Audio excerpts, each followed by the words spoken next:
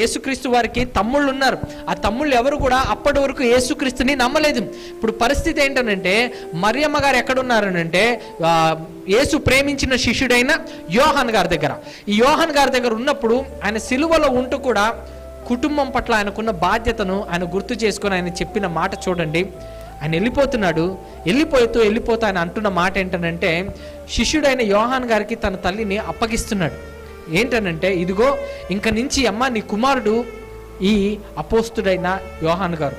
అలాగే యోహాన్ గారు కూడా ఏం చెప్తున్నాడంటే ఇదిగో నా తల్లి గారన్న మరియా ఇంక నుంచి నీకు తల్లి అని అనగానే ఆ మాటను యోహాన్ గారు ఎంత సీరియస్గా తీసుకున్నారనంటే మరియమ్మ గారిని వాళ్ళ ఇంట్లోనే యోహాన్ గారు పెట్టుకున్నట్టుగా, వారే పోషించినట్టుగా, వాళ్ళే చూసుకున్నట్టుగా చరిత్రకారులు చెబుతున్నారు.